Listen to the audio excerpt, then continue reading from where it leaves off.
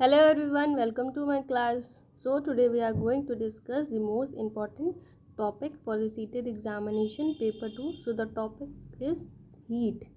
So let us start discussing the topic. What is heat? It is a form of energy which makes any object hot or cold. Temperature क्या होता है? Our sense of touch is not always a reliable guide to the degree of hotness of an object. तो heat क्या होती है? Heat एक type की form of energy होती है जो कि किसी भी ऑब्जेक्ट को हॉट या कोल्ड या तो उसको गर्म या ठंडा बना देती है.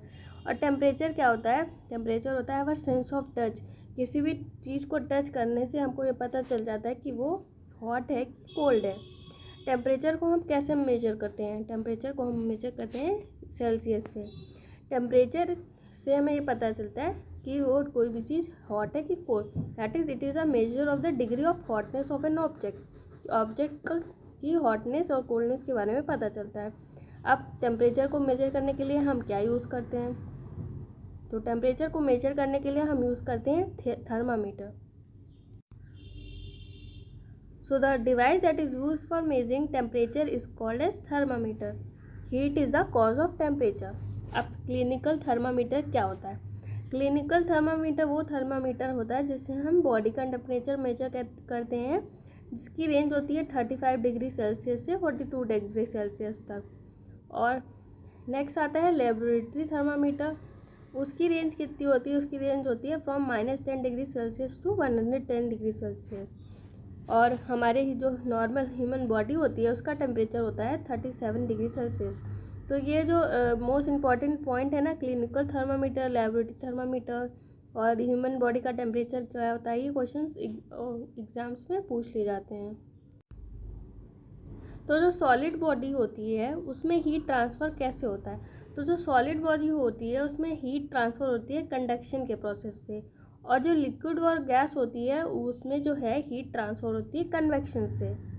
और जो हमारा no medium is required for the heat transfer of heat by radiation. Radiation से कोई भी मीडियम मतलब ट्रांसफ़र नहीं होता है, जैसे कि लिक्विड या गैस, ऐसे कुछ नहीं होता है इसमें. तो जो मटेरियल जो होते हैं जो अपने थ्रू हीट को अलाउ करते हैं पास होने के लिए, उनको कहते हैं conductors of heat. And the material which do not allow heat to pass through them easily, उनको कहते हैं इंसुलेटर्स. नेक्स्ट है हमारा clinical thermometer. Clinical thermometer, it is a thermometer used to measure the temperature of our body. It consists of a long, narrow, uniform glass tube with a bulb containing mercury at one end. There is a key near the bulb. It reads a temperature of from 35 degree Celsius to 42 degree Celsius. Next है हमारा laboratory thermometer.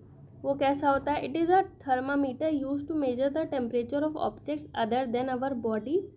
It consist of a column of mercury enclose in a glass casing. Clinical thermometer में mercury at the end होती है और इसमें glass casing में enclose होती है. The column is continuous without any kink. It measures a range from -10 degree Celsius to 110 degree Celsius. Next है sea breeze. What is sea breeze? During the sun, the land heats up faster than the sea. Warm air above the land rises and colder air from sea takes its place. Warm air from the land moves toward the sea to complete the cycle. This produces a sea breeze from the sea to the land. तो क्या होता है, दिन के time में तो land के पास मतलब जो नीचे की सतह पर हीट होती है वो बहुत गर्म हो जाती है. तो वो जो गर्म हवा होती है वो so this is the process जिसको कहते हैं सी ब्रीज, जिसमें क्या होता है कि जो लैंड पे जो जैसे कि लैंड है हमारा, उस पर हवा जो होती है जल्दी गर्म हो जाती है इन कंपैरिजन टू सी. तो दिन के समय में क्या होता है, जो गर्म हवा होती है जो लैंड पे होती है वो राइज करती है और कोल्ड एयर जो कि सी पे होती है वो इस तरफ आने लग जाती है. तो इसी तरीके से साइकिल चलती रहती है जिसमें कि जो गर्म हवा होती है वो ऊपर जाती रहती है और जो ठंडी हवा है वो नीचे आती रहती है. अब लैंड ब्रीज क्या होती है? At night the land cools faster than the sea. The warm air above the sea rises. This warm air is replace by colder air from land producing a land breeze. अब land breeze में यही opposite process है कि रात के समय में जो है लैंड कूल हो जाता है फास्टर देन द सी. तो इसमें क्या होता है, जो वार्म एयर होती है वो राइज करती है अबव द सी, और फिर ये जो वार्म एयर है ये रिप्लेस हो जाती है colder air from the land, reducing a sea breeze.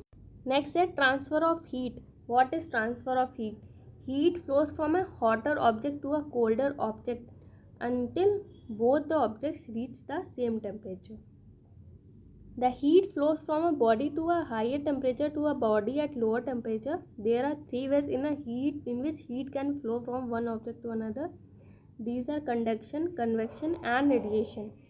तो heat from किसी बॉडी के हाई टेम्परेचर से लो टेम्परेचर में जाने के लिए 3 तरीके होते हैं, कंडक्शन, कन्वेक्शन और रेडिएशन। कंडक्शन क्या होता है? It is a process by which heat is transferred from a hotter end to the colder end of the body.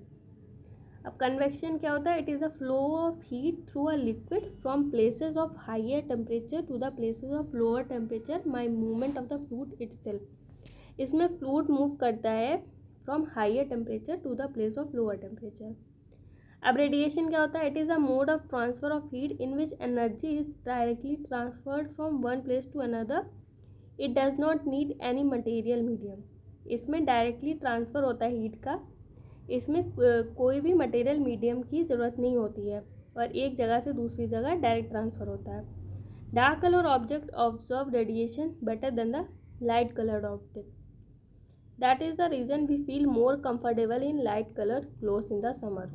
तो इसीलिए हम गर्मियों में लाइट कलर के कपड़े पहनते हैं, क्योंकि जो डार्क कलर के कपड़े होते हैं वो रेडिएशन अब्जॉर्ब कर लेते हैं, तो हमारी बॉडी में हीट प्रोड्यूस होने लगता है। Woollen clothes keep us warm during winter. It is so because wool is a poor conductor of heat and it has air trapped in between the fibres. तो वूलन क्लोथ्स जो होते हैं उनको हम ठंडियों में पहनते हैं, क्योंकि वो जो होते हैं पुअर कंडक्टर होते हैं हीट के, इसलिए उनको हम ठंडी में पहना जाता है ताकि हम ठंडी से बचे रहें। तो आज ये था हमारा आज का short notes on the topic heat. Thank you.